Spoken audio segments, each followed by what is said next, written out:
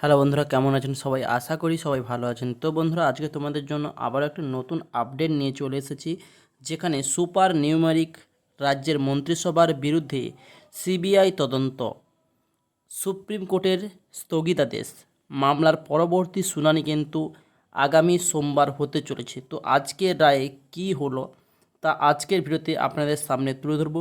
তো ভিডিওটাকে একদম স্কিপ করবে না। সুপ্রিম কোর্টে কী ঘটনা ঘটলো আজকের ভিডিওতে জানতে পারবেন। তো চাকরি বাতিল, এমনটাই একটা খবর উঠে এসেছিল। চাকরি বাতিলের মামলায় সুপার নিউমেরিক পোস্টে সিবিআই তদন্তে সুপ্রিম কোর্টের স্থগিতাদেশ দিল।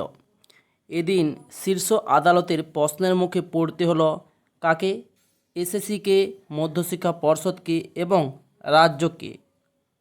প্রশ্ন তোলা হলো কিভাবে এবং কেন তৈরি করা হলো অতিরিক্ত এই পদ। পাশাপাশি পরবর্তী শুনানির পর্যন্ত প্রধান বিচারপতি DY চন্দ্রচূড়ের পর্যবেক্ষণ নষ্ট করা হয়েছিল ও ওএমআর সিটের নষ্ট করা হয়েছিল এবং নিয়োগ করা হয়েছিল প্যানেলের বাইরে থেকে, অর্থাৎ প্যানেলে যাদের নাম আছে তাদের বাইরেও কিন্তু এই নিয়োগ প্রক্রিয়া চলেছিল। মামলার পরবর্তী শুনানি আগামী সোমবার, অর্থাৎ ঝুলেই রইল চাকরিহারাদের ভবিষ্যৎ। নিয়োগ দুর্নীতি নিয়ে দীর্ঘদিন ধরে তোলপাড় রাজ্য এবং রাজনীতি। সিবিআই তদন্তে উঠে এসেছিল একাধিক চাঞ্চল্যকর তথ্য।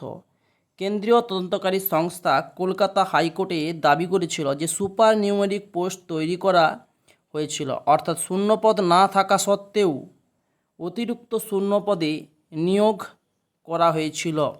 অভিযোগ উঠেছিল ওএমআর সিট নষ্টের।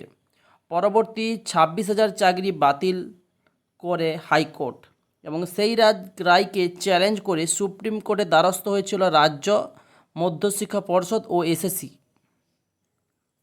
সোমবার সেই মামলার শুনানিতে সুপার নিউমেরিক পোস্ট তৈরি নিয়ে সুপ্রিম কোর্টে প্রশ্নের মুখে পড়ল এসএসসি এবং মধ্যশিক্ষা পর্ষদ ও রাজ্য। কেন, কিভাবে পোস্ট তৈরি করা হয়েছে তা প্রশ্ন তোলা হয় এবং সেই অতিরিক্ত শূন্যপদ নিয়ে তৈরি হয়েছে কলকাতা হাইকোর্টের ডিভিশন বেঞ্চের নির্দেশে যে সিবিআই তদন্ত চলছিল তাতে আপাতত স্থগিতাদেশ দেওয়া হয়। কিন্তু কেন এই স্থগিতাদেশ, তার কারণ হিসেবে জানা গিয়েছে এদিন রাজ্যের আইনজীবীর শীর্ষ আদালতে সওয়াল করেন লোকসভা নির্বাচন চলছে, অর্থাৎ সামনেই লোকসভা ভোট। এখন সিবিআই তদন্ত করলে তো পুরো মন্ত্রিসভাকে জেলে যাওয়ার আশঙ্কা রয়েছে, ফলে এই পরিস্থিতির হাতের বাইরে চলে যেতে পারে। সেই কারণেই সিবিআই তদন্তের নির্দেশকে স্থগিত রাখার আর্জি জানানো হয়। এরপরই সব দিকে বিবেচনা করে সিবিআই তদন্তের নির্দেশ স্থগিতাদেশ দেয় শীর্ষ আদালত। এদিন আদালতের তরফে জানানো হয়েছে কার নির্দেশে এই অতিরিক্ত পদ তৈরি হলো, কে কে সুবিধাভোগী তা খতিয়ে দেখা হবে। এবং আরও বলেছেন, শুনানি শেষে প্রধান বিচারপতি পর্যবেক্ষণ নষ্ট করা হয়েছিল এবং ওএমআর সিটও নষ্ট করা হয়েছিল, এমনকি প্যানেলের বাইরে অতিরিক্ত নিয়োগও দেওয়া হয়েছিল এবং মামলার পরবর্তী শুনানি আগামী সোমবার অর্থাৎ 6ই মে কিন্তু রাখা হয়েছে।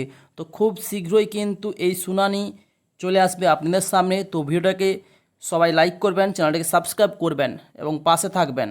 নিত্য নতুন খবরের আপডেট এবং চাকরি সংক্রান্ত ভিডিও সবার প্রথম পাওয়ার জন্য অবশ্যই চ্যানেলটাকে সাবস্ক্রাইব করে নেবেন। তো thanks for watching my video.